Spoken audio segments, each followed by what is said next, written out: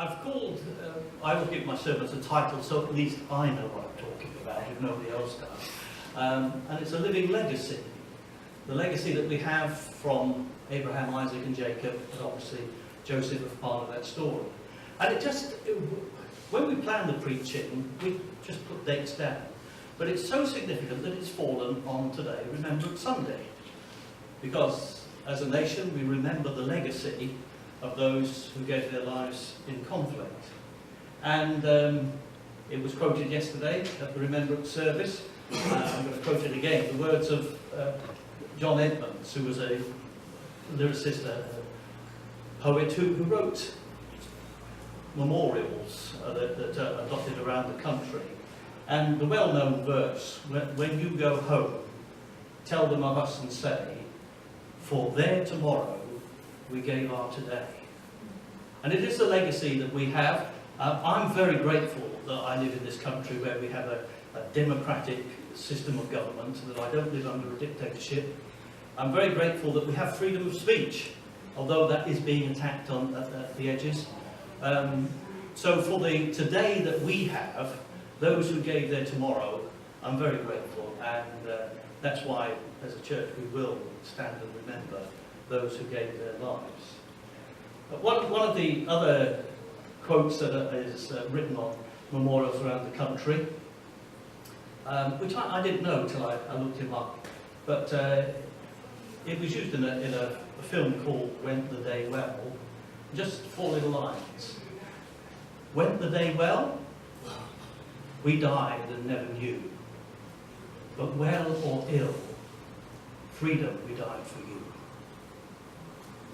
And for those who never knew the outcome of their sacrifice, whether it was in vain or whether victorious, we benefit from what they gave and what they did. I know it wasn't always voluntary, but we do recognise today that living legacy that we have. I'm just going to use another example. I've been speaking elsewhere about William Tyndale, and interesting enough, in the Telegraph on Thursday, Melvyn Bragg has written a new book on William Tyndale, and he was converted, born again, and we think through the contact with Martin Luther, the Protestant Reformation, and he was aghast that in the church, both the clerics and the congregation were going through the motions and not having a clue what was being said or what was being recited, because it was not in the common language, not in English. And he had his intention to have the Bible in people's hands so that they could read it and understand it. So he set about translating the Bible into common English. There were English translations around. He thought they were a bit suspect, they weren't very good. He was a very good scholar. He knew Greek and Hebrew. He went back to the original and he wrote his translation of the English Bible. That was opposed by many people within the church. He was hounded. He was fleeing for his life in Europe, and it says he was captured, betrayed by a fellow Englishman. Tyndale was finally captured by the guards of the Holy Roman Emperor. He was imprisoned for 16 months in a medieval castle in Brussels, stripped of his status as a priest, tormented by 17 interrogators and abandoned in a damp underground cell. On October 6, 1536, he was paraded through the streets and burnt alive. And his dying words were, may God open the eyes of the King of England. But in 1611, King James authorised the English Bible to be in every church. And the translations that came, 90% of it was Tyndale's work. The very man they had burnt, they had condemned, when the change came in the land, they took this man who they had condemned and used his work. And there's been other translations since. But we have, in English, this Bible because of the sacrifice of men like him. The story of the Bible is steeped in blood and persecution. And the legacy that we have being able to read the Bible is because people gave their lives for it. That's our inheritance. I want us to think about that this morning, what we've received as a gift from other people. Let's begin with Jacob, because he left us a living legacy. We're here because of Jacob. We're here because of Abraham, his obedience, because of Isaac and Jacob, because of Joseph. We are here in this place because of what they did and what they left. He obviously left a legacy to his sons, but we're the beneficiaries of what Jacob did. It says, just the end of chapter 48, verse 21.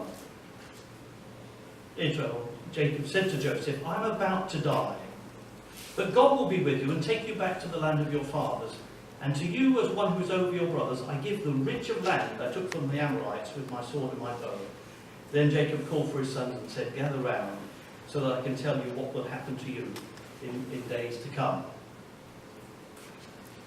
Interesting, it's in the Bible, but when he died, they embalmed him. I don't think any of us have put that in our will, that we'd like to be embalmed. And it says, chapter 50, verse 1, verse 33 of 49. When Jacob had finished giving instructions to his sons, he drew his feet up into the bed, breathed his last, and was gathered to his people. Joseph directed the physicians in his service to embalm his father. So the physicians embalmed him, taking a full 40 days, for that was the time required. And Jacob, in that time and that era, he's coming to the end of the line, and they don't have the sense of the resurrection yet. He's going to be gathered to his fathers. He wants Joseph, when he's dead, to take him back and bury him in the family tomb, basically. He wants his final resting place to be with his predecessors. And that sense, well, Jesus said it, and they haven't heard it yet, that God is not the God of the dead, but of the living. But for Jacob, he's coming to the end of his life, and he thinks, that's it. You know, my body's going to be preserved and laid in the tomb. But what I'm just passing on, I'll pass on my blessing to my sons. Jacob has received an inheritance, because God is not the God of the dead, but of the living.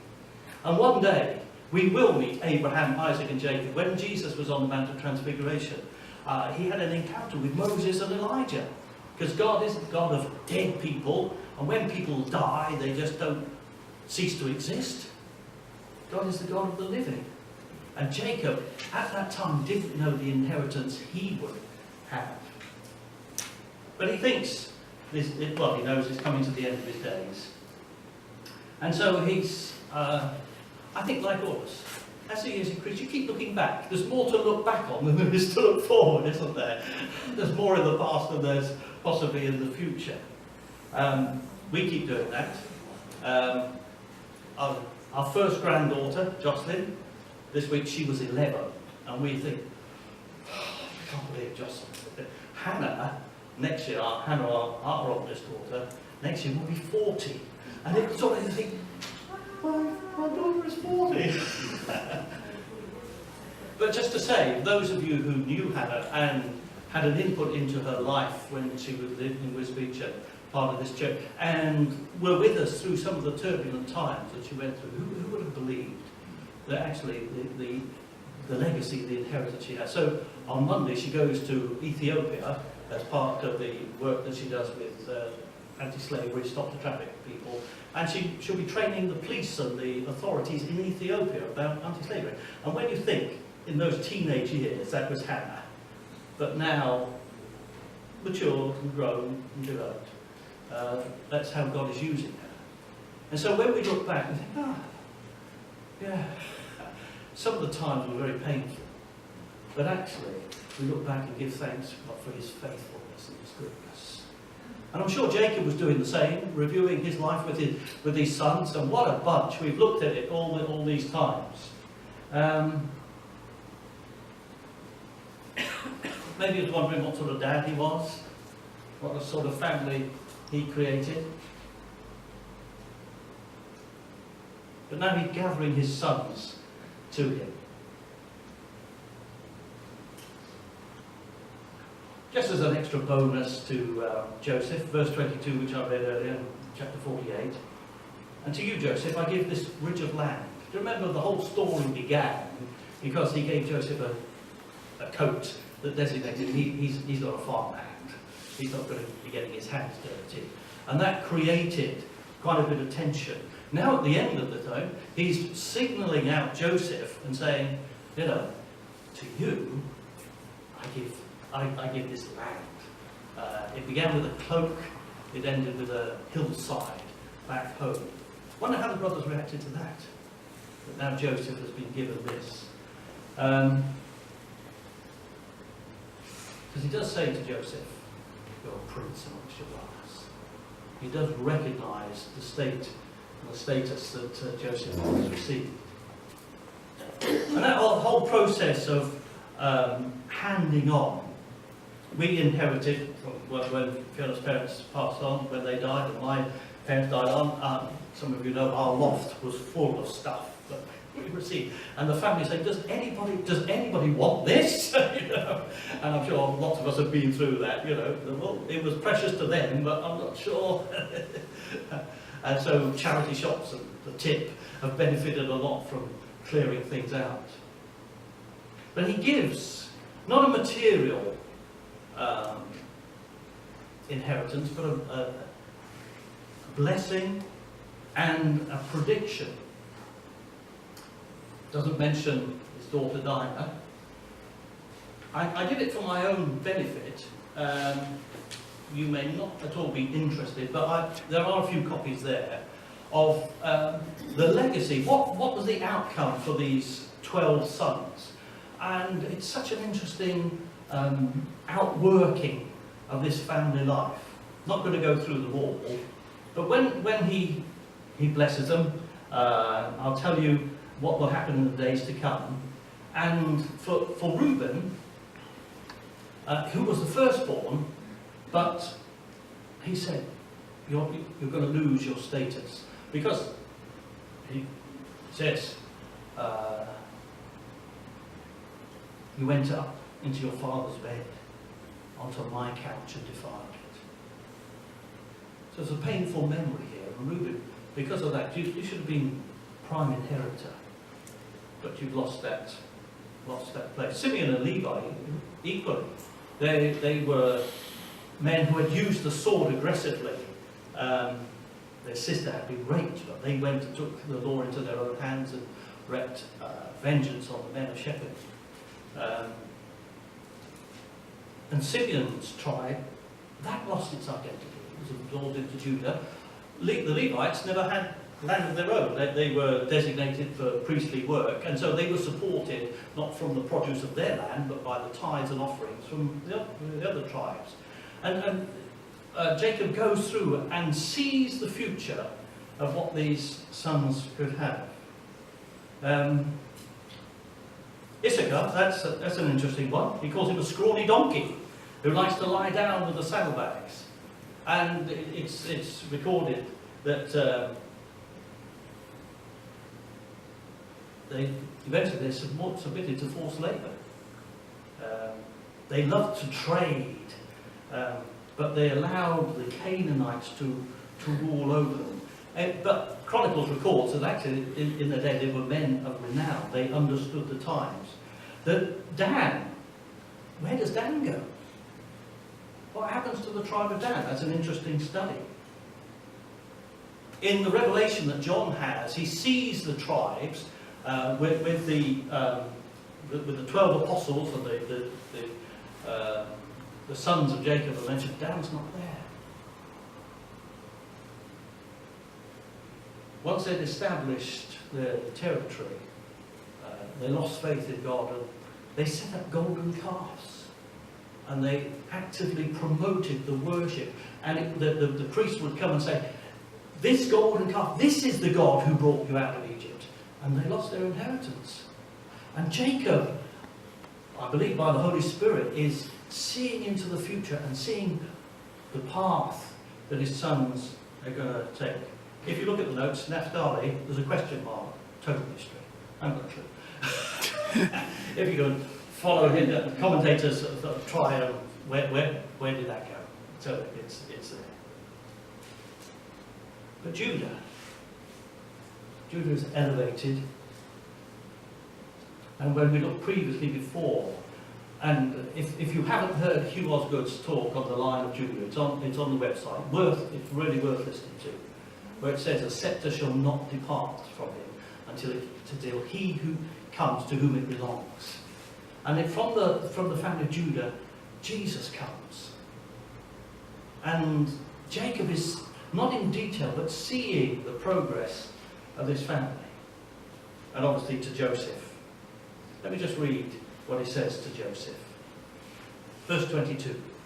"Joseph is a fruitful vine near a spring, whose branches climb over a wall. With bitterness archers attacked him, they shot at him with hostility." We know his story. "But his bow remained steady, his strong arm stayed supple, because the hand of the mighty one of Jacob, because of the shepherd, the rock of Israel, because of your father's God who helps you, because of the Almighty who blesses you with blessings of the heavens above, blessings of the deep that lies below, blessings of the breast and womb. Your father's blessings are greater than the blessings of ancient mountains and the bounty of age-old hills. Let all these rest on the head of Joseph, on the brow of the prince amongst his brothers." And in this troubled family, with his checkered history, here is Joseph, who through all this trouble and turmoil has risen to be what God has called him to be. And he's embraced the faith of his father. Maybe he wasn't there at the beginning, full and mature. He had to learn through very many trials and tribulations. But now he stands in that place of relationship with God.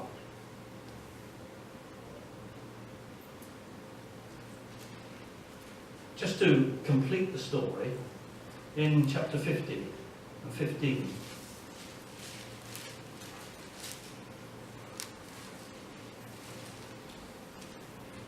after the brother died, well, just let me read it. It makes sense to you. "When Joseph's brothers saw that their father was dead, they said, 'What if Joseph holds a grudge against us and pays us back for all the wrongs we did to him?' So they sent word to Joseph saying, 'Your father left these instructions before he died. This is what you are to say to Joseph.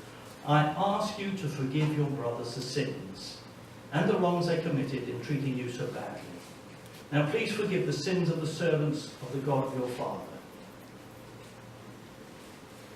Let's look at his response. When their message came to him, Joseph wept. See where the man's come from, the man he's become.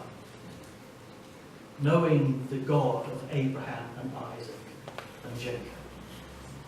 His brothers then came and threw themselves down before him. They've done this act before. We're becoming of slaves. They've done this quite a few times. Either fearful or they'll say, we'll do this. We are your slaves, they said. But Joseph said to them, "Don't."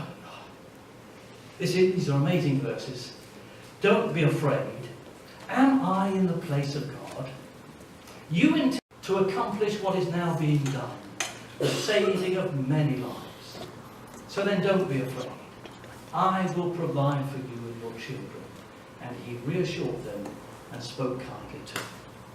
Love covers over a multitude of sins. How wide, how deep, how high is the love of God. And that's what was in Joseph's life. It's not a natural love. Revenge and bitterness. But he's received something, the faith of the God of his fathers, and it's become his own faith. And now this is how he can react. This is the inheritance Jacob has given him. And it's the inheritance we've received as Christians from all those who've gone before. They've taught us the ways of God. They've opened up the Word of God. They've given us living examples. And we are what we are, not only because of our relationship with God, but because of the relationship we've had with people in our lives who've trained and taught us how to live godly lives. Just a little aside, you may not know, that when they left, after they become slaves in Egypt and they left and Moses led them out, they took 2 arks with them. The Ark of the Covenant with the Sorry, they didn't take that one. They eventually made carry one.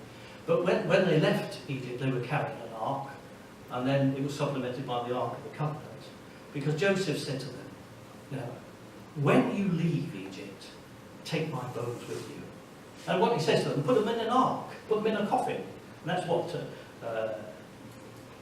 the ark, Noah's Ark, is sort of coffin size. In this box, carry my bones with you. And Joseph, towards the end of his life, can see that actually his people, their destiny is not Egypt. He'll be dead, but they're good, that God will take them to the promised land. Jacob at his deathbed has blessed his sons. Joseph in his deathbed has said there's a future. And that's the inheritance, that the work of God does not end.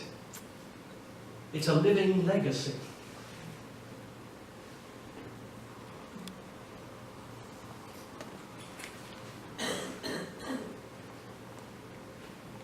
Just because of the time constraints, we can't say everything that's in these two chapters.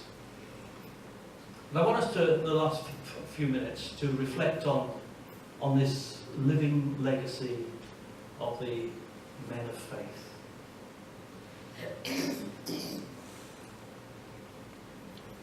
In Hebrews chapter 2, verse 10, it's said of Jesus that he would bring many sons to glory. And when God sent Jesus to be our Saviour, the intention was that men and women would recover again the glory that was lost in the beginning when sin came in and spoilt God's creation and the fall of man. And Jesus comes to restore that glory of God within our nature. And Hebrews 2:10 says, in bringing many sons to glory, it was fitting that God, for whom and through whom everything exists, should make the author of their salvation perfect through suffering.